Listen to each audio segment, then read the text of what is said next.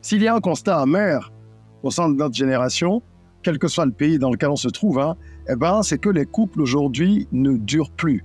Généralement, les relations s'émiettent vite. Pourtant, les mariages se célèbrent beaucoup plus vite qu'avant, mais les unions ne durent pas. Et c'est un véritable phénomène de société parce que lorsque vous regardez dans un tribunal, vous verrez que sur 10 dossiers, comme me disait un ami, il y en a peut-être 8 qui concernent des cas de divorce. Que ce soit après 3 mois de mariage, après 6 mois, après 5 ans, etc. De plus en plus de cas de divorce sont observés. Et majoritairement, ce sont des unions qui n'ont pas fait de long feu. Je voudrais aujourd'hui partager avec vous quelques points sur la base de mon expérience personnelle. Ça fait un moment que je suis marié, avec des hauts et des bas comme tous les couples. Ça fait un moment que j'observe également autour de moi plusieurs couples mariés. J'ai vu également des gens se mettre ensemble, se séparer, etc. Au regard de tout ça et également à la lumière de mes lectures, de mes recherches, je voudrais partager avec vous aujourd'hui 5 choses essentielles que chacun devrait faire avant de se marier. Et je pense que cette vidéo va être très utile pour ceux qui ne sont pas encore mariés, qui envisagent de se marier un jour, mais elle peut également être utile pour tous ceux qui sont déjà dans une union et qui ont besoin de revoir certains réglages, parce que comme on dit, mieux vaut tard que jamais. Prenez de quoi noter, on en parle tout de suite. Je suis Régis Saizy, entrepreneur multipotentiel, conférencier, formateur et artiste. Je partage avec vous sur cette chaîne du contenu propulsif pour vous aider à rêver, oser et créer. Hello les rocks, j'espère que vous êtes solides. Moi je suis en parfaite forme et je suis plein de gratitude envers l'univers. Aujourd'hui, on va parler de mariage, on va parler d'union, ça fait partie de la vie. On parle de business sur cette chaîne, de développement personnel, d'éducation financière, mais tout ce qui concerne la famille, c'est important et pour moi, ça s'intègre dans tous les sujets. La vie de couple, c'est quelque chose d'important parce que par nature, nous sommes déjà des êtres sociables et au-delà des groupes d'amis, au-delà de ce qu'on peut avoir comme relation avec des collègues, de la grande famille dans laquelle on est, on est amené pour la plupart à construire une famille, notre petit cercle, la petite famille comme on dit. Alors comment est-ce qu'on peut faire pour éviter de se retrouver dans des situations trop complexes? Nous allons parler de 5 choses essentielles. Si vous êtes nouveau sur cette chaîne, je vous souhaite la bienvenue, welcome on board. Ici, on rêve, on ose, on crée.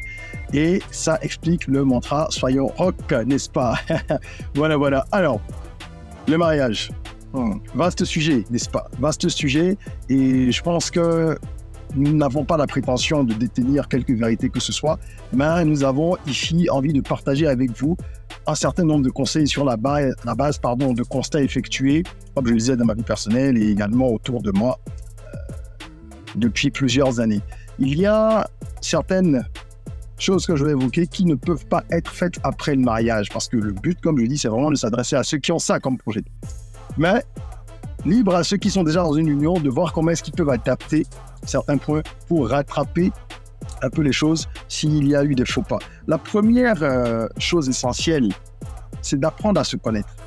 Ça paraît banal, mais c'est important de le dire. Il y a aujourd'hui trop de couples qui se forment et qui vont jusqu'au mariage sans avoir appris à se connaître. Donc les gens se rencontrent et puis 2-3 mois après, pour une raison ou une autre, ils vont se marier, soit parce que peut-être qu'il y a une grossesse en cours, et que pour telle ou telle raison, on ne peut pas avoir un enfant si on n'est pas encore marié dans notre culture ou ceci ou cela. Ça fait partie des arguments qu'on entend parfois, soit parce que les gens vont évoquer un coup de foudre ou parce qu'il va y avoir un mariage par intérêt, mais finalement, on voit où ça mène. Donc, c'est assez grave de se mettre avec quelqu'un et d'aller jusqu'au mariage, de passer ce cap-là lorsqu'on n'a pas appris à se connaître. Et apprendre à se connaître, ça demande du temps.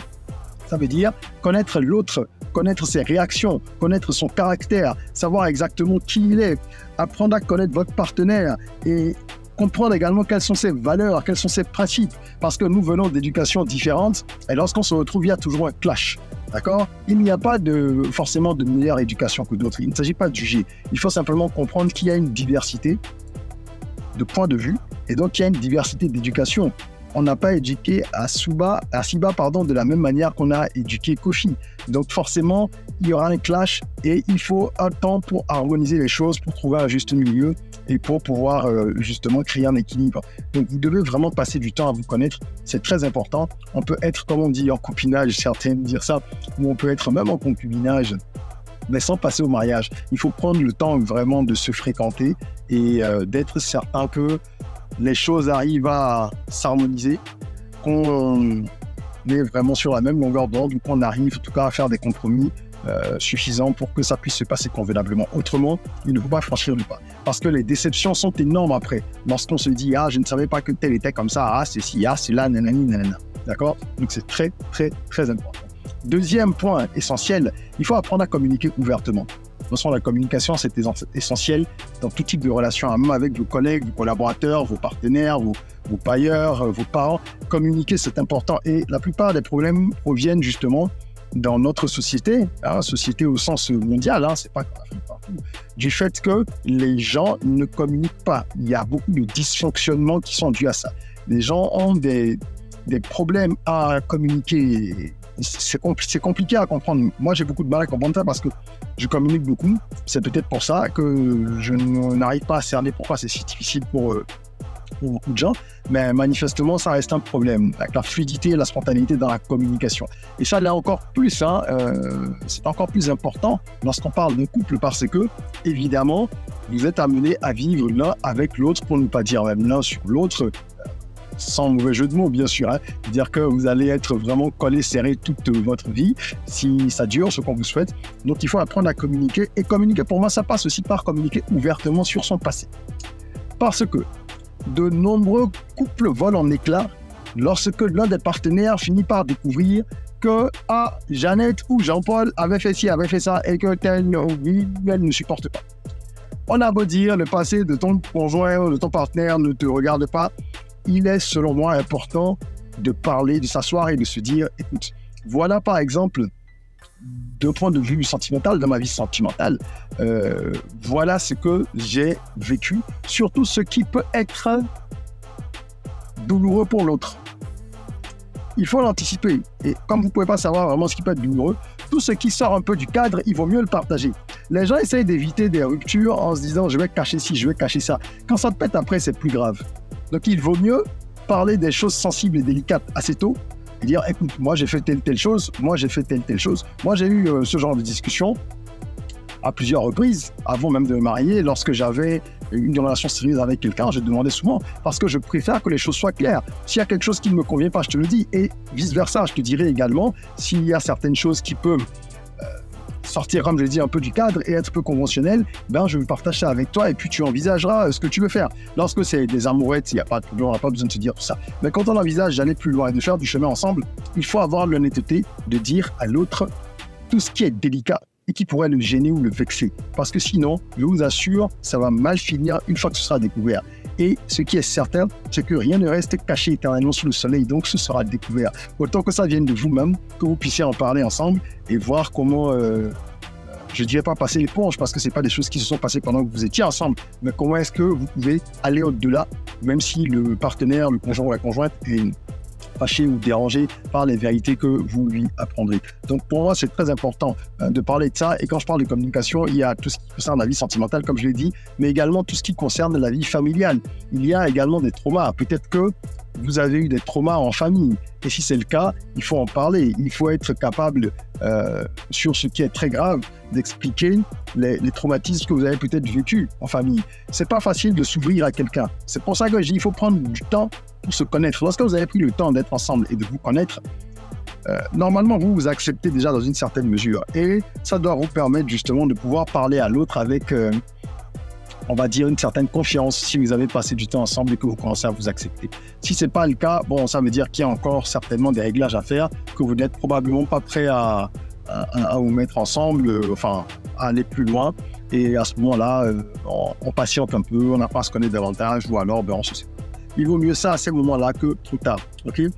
Troisième point, il faut avoir un projet. Et ça manque cruellement à beaucoup de gens. Il y a des gens qui s'aiment beaucoup, c'est l'amour fou, c'est ceci, c'est cela, mais ils n'ont pas de projet. Déjà, chaque individu doit avoir un projet. Et c'est de là que part le problème. La plupart des gens n'ont pas de projet pour eux-mêmes.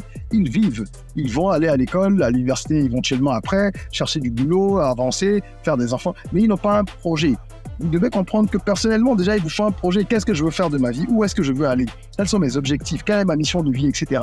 Et vous devez pouvoir combiner ça avec votre partenaire. Donc, vous devez vous asseoir et discuter des rôles et des attentes, aussi bien en tant que partenaire de vie, mais également en tant qu'individu. Moi, j'ai envie de faire ci dans ma vie. Moi, mes objectifs sont les suivants. Moi, voilà mes règles. Vous devez avoir cette discussion.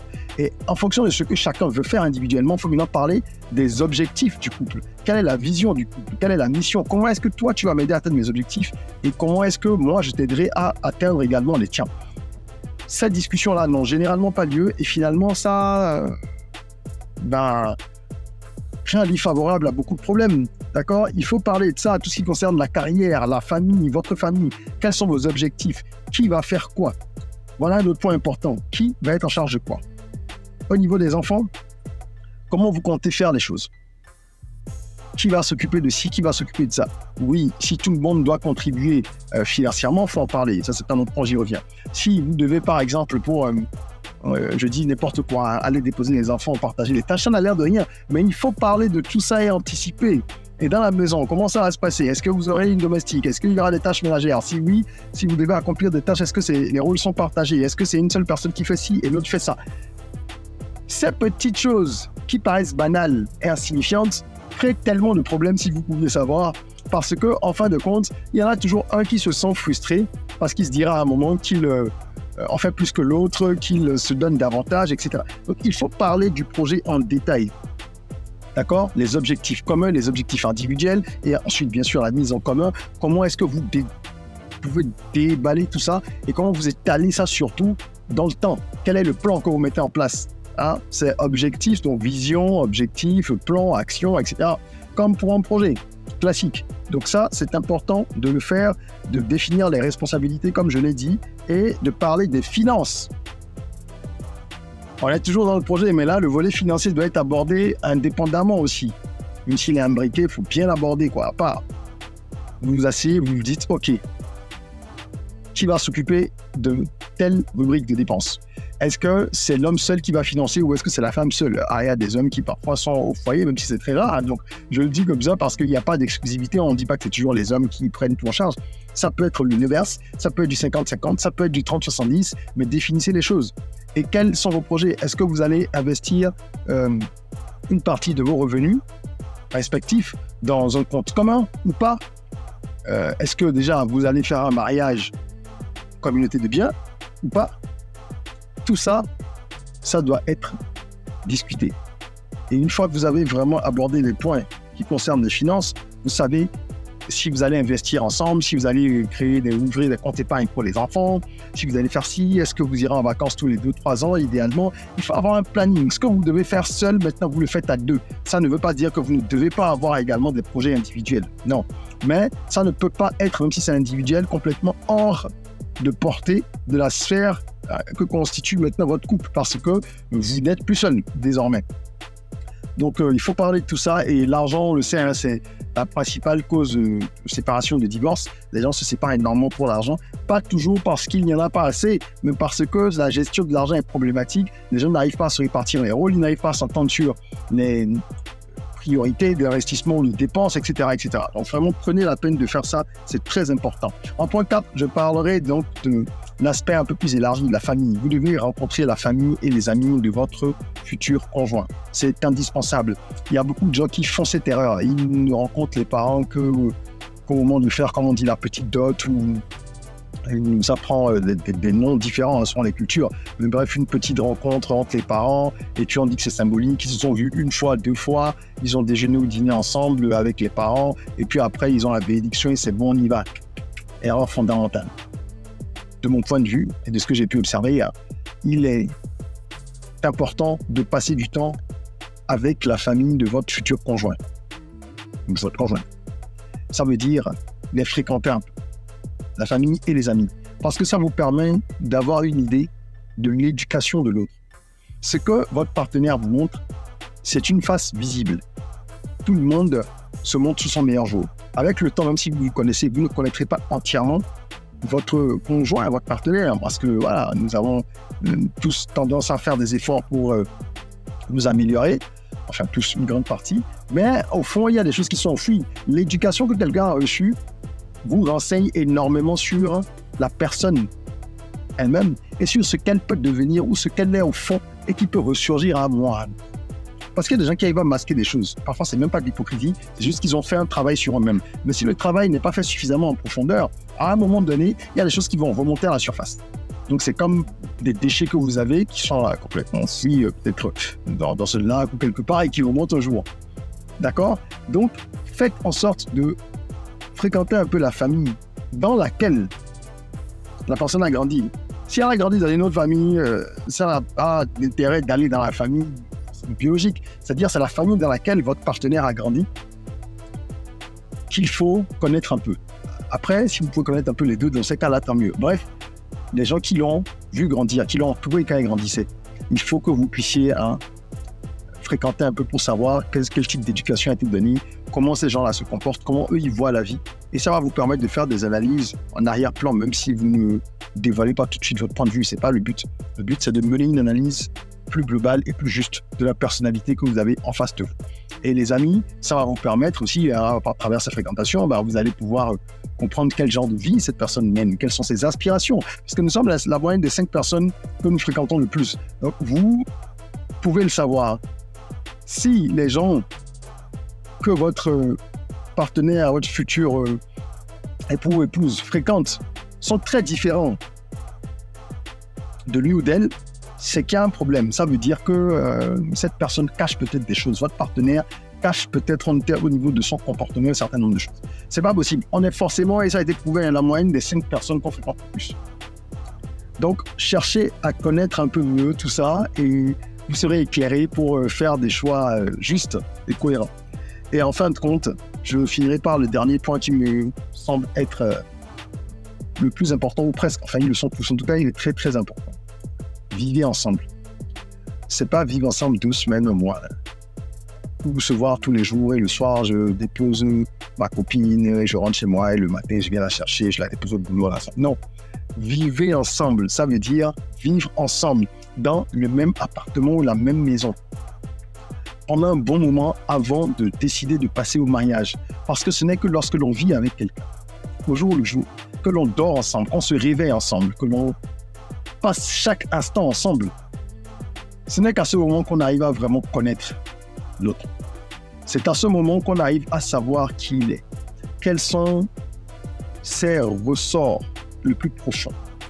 Comment est-ce qu'il voit la vie? Comment il se comporte? Quelles sont ses habitudes de vie? Dans sa routine quotidienne, comment il fait? Qu'est-ce qu'il ne supporte pas à l'autre?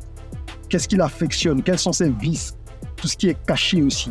Ce n'est qu'en vivant ensemble qu'on arrive à détecter le mode de vie de l'autre. Qu'on arrive à mieux comprendre au-delà de ce qu'il dit ou de ce qu'il présente, comment il gère le stress, quel est son comportement réel, etc., etc. Parfois, une simple petite chaussette qui n'est pas à ramasser peut agacer quelqu'un. Vous ne saurez jamais ça si vous ne vivez pas avec la personne au jour le jour. Si vous voyez juste le week-end et qu'après chacun retourne chez lui, chacun fera des efforts normalement pour se montrer sous son meilleur jour. Alors que le but, c'est de pouvoir déceler, en fin de compte, la personnalité réelle de l'autre pour savoir si il faut vraiment aller au mariage ou non. Ou alors, même quand on pense qu'il ne faut pas aller au mariage, pour se rendre compte qu'il y a des efforts à fournir d'un côté comme de l'autre et prendre peut-être un peu plus de temps. Ce n'est pas forcément pour éjecter quelqu'un contre tout ça. C'est pour parfois faire des ajustements nécessaires qui vont permettre à votre couple de durer dans le temps. Donc voilà un peu ce que je voulais partager avec vous. J'espère que ça sera utile pour beaucoup de personnes, que ça sauvera même peut-être certains, je l'espère. Si vous êtes dans une situation où vous êtes déjà marié, vivez maritalement, comme on dit, on n'est pas marié à la mairie, mais on vit maritalement, pour reprendre cette expression-là. À ce moment, il y a certaines choses que vous pouvez quand même mettre au point. Il y a des réglages que vous pouvez essayer de faire. Vous pouvez, par exemple, parler du projet. Si vous ne l'aviez pas fait encore, s'il n'est pas trop tard, vous pouvez vous asseoir et vous dire, OK, quel est notre projet de vie finalement? Okay, on a remarqué aussi que sur la finance, on a des difficultés à se comprendre. Est-ce qu'on peut définir quelque chose? Est-ce qu'on peut s'asseoir et essayer de colmater un peu les brèches? D'accord? Il y a des choses qui sont encore possibles. Ce n'est pas toujours perdu. Si les gens ont envie de faire des efforts, ils peuvent. Ils peuvent vraiment. Mais pour ceux qui ne sont pas encore dans cette situation, c'est-à-dire mariés, qui ne vivent pas encore ensemble et tout, là, c'est tout bénef pour vous. Essayez d'appliquer un peu ça et je pense que vous n'en serez que gagnant. Voilà. Si cette vidéo vous a plu, mettez un petit like, abonnez-vous et activez la cloche de notification. Il y a une nouvelle vidéo ici tous les jours sur des sujets propulsifs, entrepreneuriat, développement personnel, éducation financière et tout ce qui va avec. D'accord? Et puis, partagez autour de vous. Ne gardez pas les bonnes choses que pour vous. Voilà, en attendant qu'on se retrouve pour une nouvelle vidéo, n'oubliez pas de prendre soin de vous, de votre corps, mais aussi surtout de votre mind. Rêvons, osons, créons, soyons rock.